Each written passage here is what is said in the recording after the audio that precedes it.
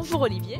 Bonjour Myriam, je suis ravi d'être sur cette antenne avec vous et à l'issue de cette manifestation extrêmement populaire et je pense qu'on va pouvoir prolonger avec un discours en approfondissant. Alors justement, qu'est-ce que vous avez pensé de la manifestation? J'ai été ravi de cette manifestation, il y avait vraiment une diversité à tous les niveaux, une diversité sociale, une diversité d'origine, mais tous étaient portés par l'amour de la France. Et ce qui m'a beaucoup plu, je vais vous dire, c'est de voir effectivement tous ces gens rassemblés, qu'on sentait tellement enthousiastes, c'est de voir la joie de vivre qu'il y avait dans cette manifestation, au son de la belle musique française, des belles chansons françaises. Et je me dis, mais finalement, c'est exactement ça que l'oligarchie veut nous enlever. Cette joie de vivre notre culture, notre pays, nos chansons, notre joie de vivre dans les rues. Vous voyez, pendant 2 ans, on nous a empêchés de sortir, on a éteint la ville lumière. Eh bien, le peuple reprend ses droits et c'est l'ensemble du peuple, quelles que soient ses origines sociales et autres, qui étaient là aujourd'hui pour faire la fête autour du drapeau français. On vous qualifie de conservateur antimondialiste. Est-ce que vous êtes d'accord avec cette affirmation? Oh oui, moi ça ne me gêne pas du tout. Vous savez, on me dit populiste et compagnie, mais moi j'assume parce que populiste, il y a peuple. Et moi je me bats pour le peuple français. Donc il n'y a pas de problème. Conservateur, oui, parce que je parle beaucoup d'économie, mais il y a la technique économique, il y a la surface, il y a les politiques, mais le cœur de la chose, c'est l'état d'esprit et les valeurs de la population. Quand la population a des valeurs qui sont fondées sur le travail, la famille, la solidarité avec les autres, l'envie d'avancer, l'esprit d'entreprise, le goût de l'épargne et de l'investissement, le goût du travail et de l'effort, eh bien l'économie elle marche d'elle-même. Vous savez, il n'y a plus besoin d'avoir, effectivement après il faut qu'on ajuste, il y a des techniciens qui arrangent tout ça. Mais la force du peuple, elle est dans la conservation des valeurs qui ont fait de notre pays et de l'Occident un pays et une civilisation hors normes. Et dans ce sens, oui, je suis conservateur, effectivement. Et vous m'avez dit que je suis anti-mondialiste, alors là, vous comprenez que je l'assume, puisque j'ai signé des livres qui attaquent le mondialisme comme étant véritablement l'idéologie mortifère qui est en train de plonger notre pays dans le gouffre, au fond de l'abîme. Selon vous, pourquoi le mondialisme, c'est une mauvaise chose? Parce qu'il y a beaucoup de gens qui sont tout à fait d'accord avec le mondialisme. Alors excusez-moi Myriam, alors là je vais vous contredire tout de suite. S'il y avait beaucoup de gens qui étaient pour le mondialisme, mais ils auraient créé un parti mondialiste qui se serait présenté aux élections. Vous croyez qu'il aurait fait combien? Le mondialisme en fait, il pénètre les esprits mais il se distille d'une façon plus ou moins occulte. C'est-à-dire que si vous voulez, on nous fait toujours passer le message par des biais et d'une façon détournée. Personne ne nous dit qu'il mène une politique mondialiste. Si vous demandez à Macron, il va même vous dire qu'il est souverainiste. Il a utilisé ce mot-là. Vous vous rendez compte de l'imposture? Alors qu'en fait, c'est le suppôt de l'oligarchie financière et des multinationales qui sont mondialistes parce que c'est leur intérêt. C'est leur intérêt de créer un consommateur mondial qui va acheter les mêmes produits partout parce que comme ça, on fabrique un produit et on le vend partout le même. Ils font des marges, c'est comme ça qu'ils gagnent de l'argent. Voilà le fond du problème. La finance qui circule et la spéculation, elle est pour le mondialisme. Vous voyez, elle est pour la circulation des hommes. Comme ça, on fait venir des gens qu'on met pratiquement en esclavage. Et si on n'arrive pas à les faire venir, on va mettre l'usine en Chine. Le mondialisme est mortifère pour nos pays. Mortifère. Il nous enlève nos industries, il nous enlève notre identité, il nous enlève notre sécurité, il nous enlève, je dirais, les valeurs de notre peuple. C'est mortifère. C'est le mondialisme qui est derrière le marasme que nous vivons. Et bien entendu, il avance masqué. Il y a eu un gros rassemblement en hommage à, vous savez, Lola, la petite fille qui est... Bien sûr. Et donc il y a eu quand même pas mal de débordements, des propos racistes, des agressions, beaucoup de journalistes qui ont été agressés, dont nous. Et il faut avouer que, si vous permettez, moi vous savez, je ne suis pas raciste, je n'ai pas besoin de me défendre. Regardez ma biographie, toute ma vie le prouve, donc j'ai rien à défendre.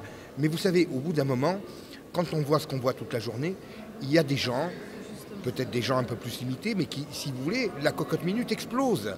Les sociétés multiculturelles finissent multiconflictuelles et multiracistes, multiraciales.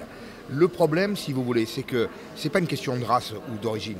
Il fut un temps, probablement le temps de vos parents, quand ils sont venus là, où il y avait la force d'assimilation de la France. Voilà, qui transformait des gens qui venaient de n'importe où en français. Mais aujourd'hui, ça n'existe plus. Et donc, vous vous retrouvez avec tout un tas de populations qui sont là, qui sont dans un nombre massif, sans aucune intimidation. Et même mieux que ça, on leur apprend à haïr la France. On leur apprend que la France les a colonisés. On leur dit que s'ils sont au chômage, c'est la faute au racisme et aux discriminations des Français. Or, ce n'est pas vrai. Or, ce n'est pas vrai. Au final, vous vous retrouvez avec une société fracturée en communautés, des communautés qui se détestent. Parce qu'encore une fois, on instrumentalise leur histoire. Mais tout ceci est manipulé, encore une fois, par le mondialisme. Parce que la véritable volonté de ces élites mondialistes est de défaire les nations. Quoi de mieux pour défaire les nations que de faire en sorte que les gens de la nation ne s'aiment plus? Voilà. Eh bien, vous voyez, je vais vous raconter une anecdote, mademoiselle. Mon fils est métis, puisque ma femme est africaine. L'autre jour, il va avec des copains dans un bowling à la porte de Champéret. On lui refuse l'accès. Et l'agent de sécurité, qui était lui-même apparemment africain, lui dit « Oui, il y a des jeunes d'Afrique du Nord qui ont mis le boxon, ça a fait des histoires et maintenant les patrons ne veulent plus que rentrent des gens, voilà, directement. » Alors, bon, mon fils, vous savez, il rentre ailleurs. Bon. Je lui ai dit « Oui, ça me fait de la peine, moi aussi j'entends ça, ça me fait de la peine, mais mets-toi à la place du propriétaire du truc qui se dit « Mais on va tout me casser. » Après, là encore, les gens sont limités. Vous savez, malheureusement, on a de la peine pour les gens de la diversité qui sont comme vous, c'est-à-dire comme moi. Mais malheureusement, ils subissent, eux en premier, je dirais, le laisser-aller de cette République qui ne forme plus les gens, qui ne leur apprend plus à aimer la France, qui ne leur apprend plus l'éducation et les valeurs. Voilà quel est le problème. Vous savez, un jour, j'ai été reconnu par 2 personnes d'origine kabyle qui sont venues à moi. Et ils m'ont dit, vous savez, nous, quand la France, elle prend du terrorisme et tout, on souffre 2 fois. On souffre pour la France et après on est désigné du doigt. Ben moi, ça me fait mal au cœur, ça, vous voyez. Ça me fait mal au cœur. Mais malheureusement, qu'est-ce qu'on peut y faire? Il faut remettre de l'ordre dans ce pays. Il faut arrêter les délinquants et quand ils sont étrangers, les renvoyer chez eux. Voilà, il ne faut plus tolérer que des enfants en cours de classe vous disent « Ah non, ceci, on ne veut pas l'apprendre. Ah non, c'est pas comme ça, c'est pas comme ci. » Ou tu apprends en France, ou alors tu vas dans d'autres pays. Il y en a plein. Des pays, il n'y a pas que la France. Il y a l'Allemagne, il y a l'Italie, il y a l'Autriche, il y a tous les pays d'Europe, il y a des pays d'Afrique, ils vont où ils veulent. Mais en France, on fait comme les Français. Point barre. Dans les années 80, il y avait autant de délinquance et on les pointait moins du doigt dans les médias. Donc est-ce que vous pensez que les médias instrumentalise justement ce côté-là de l'immigration, parce qu'un peuple divisé est un peuple plus faible? Ça c'est clair, mais je vais quand même vous dire une chose, par rapport aux années 80 en particulier, ou 70, bien sûr qu'il y avait la même délinquance, il y avait de la délinquance, je ne vais pas vous dire que la délinquance, on l'a découvert ces 10 dernières années, sauf qu'il y a quand même un autre problème dans la délinquance d'aujourd'hui. La délinquance d'hier, c'était une délinquance de gens qui n'ont pas les moyens, de gens, enfin des loupards et des gangsters, ou des voyous bien entendu, mais on ne disait pas « ouais, sale c'est franc, ouais, je vais te casser ». Il n'y avait pas ça. Là, il y a une délinquance qui manifeste une haine contre la France et contre les Français. La manifestation où on était, j'ai dialogué avec une dame qui était handicapée, une dame d'un certain âge que j'ai vue dans le public, et je suis allé vers elle après. Elle m'a raconté, elle a déposé une plainte l'autre jour, elle s'est fait agresser dans le bus et se faire traiter de tas de noms dans une langue étrangère. Donc il y a quand même une différence et ça devrait nous interpeller.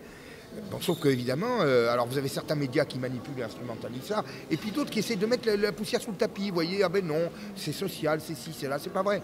C'est pas que social, c'est identitaire aussi.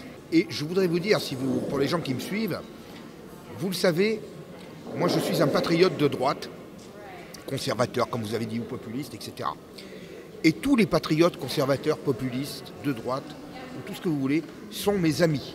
Et j'aimerais que dans ce milieu-là, on passe moins de temps à se taper les uns sur les autres, voyez, à se faire de la petite concurrence bébête et compagnie, et que tous on oublie nos petites différences, et qu'on s'attaque au mal qui est en train de mettre notre pays au fond du trou.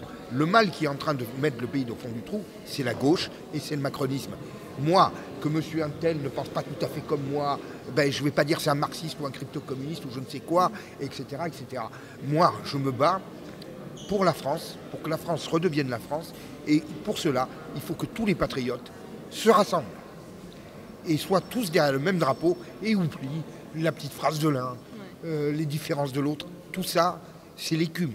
Le fond de l'affaire, c'est sauver notre pays du marasme et du désastre.